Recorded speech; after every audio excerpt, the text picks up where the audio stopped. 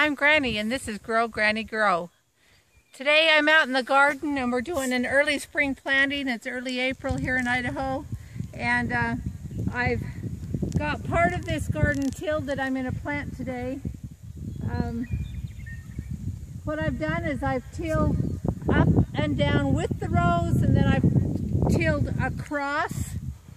And then the last tilling I go right along where I'm going to put my seed bed and make it so there aren't any footprints, and I can make a nice row and the seeds can all come up together.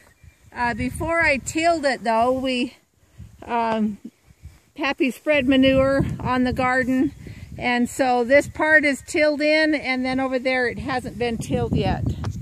I'll do that a little later on in the week. Down here we have some raspberries that are coming up. You can see the green leaves, and they're just starting to wake up.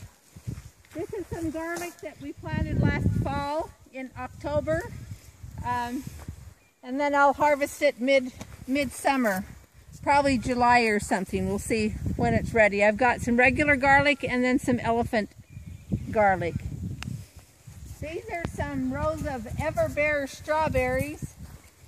You can see I've got quite a few weeds that I've got to still get out of them.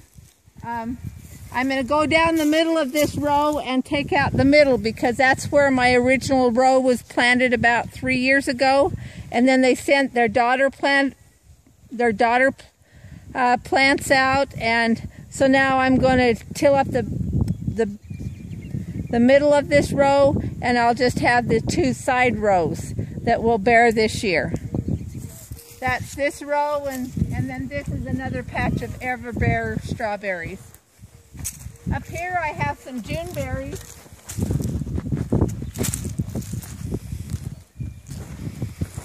And they're really liking things this spring. We've had some warm weather and some cold weather, but they're greening up and looking good. We haven't got our irrigation water in yet, so I'm running the hose on them just to give them a drink.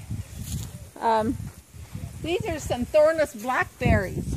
Now these have been a really fun crop that we've had for several years, and they'll bear several gallons per plant in a season. Several gallons of blackberries. You can see here we've getting some green leaves. Some of this wood is dead wood that has to be cut out. I haven't done that yet. And then you trellis them and tie them up, and they're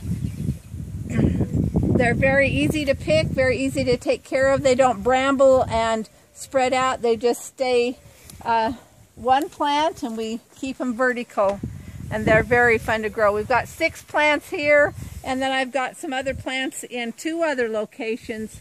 We really like these thornless blackberries. They're about the size of your thumb when they're ripe, and they start coming on in July, and then they bear clear until it freezes in the fall. I want to show you this fun little patch. This isn't anything to eat, it's just fun to grow. And this is a fire pit that we made, and then I had a dear friend give me these succulents that I planted, and they just keep growing out, and so I have several different kinds of succulents. Here's another couple of varieties here.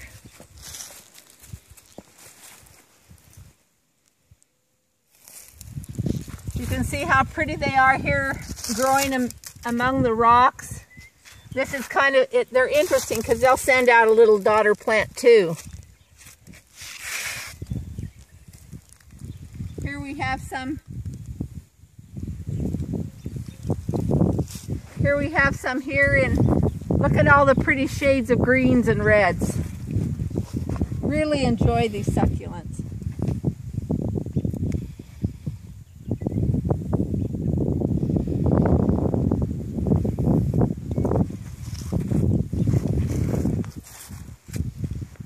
And here's another little variety here. My friend thought that I should keep them all separate, but I like to intermingle the different varieties and have them grow together. See this pretty red red color and the dainty little leaves.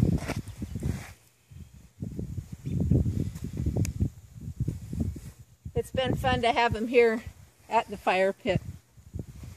And then behind us is I've tried to do a row of lavender that will circle around the fire pit, and you can see that it hasn't even, it's starting to wake up a little bit. There's a few tender parts on it, but it'll be beautiful this summer.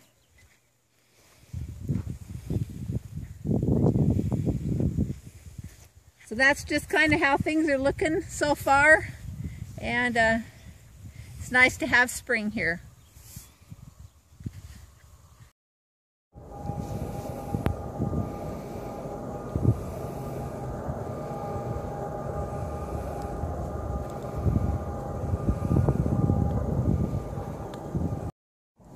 Right here we're planting beets, red Detroit beets. We like to use these beets and juice them in the mornings for our super smoothie.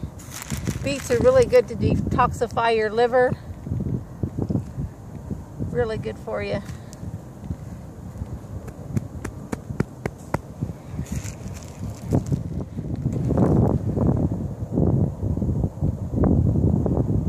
If it appears that they're too close together, then I'll harvest the small ones and let those others grow a little bit.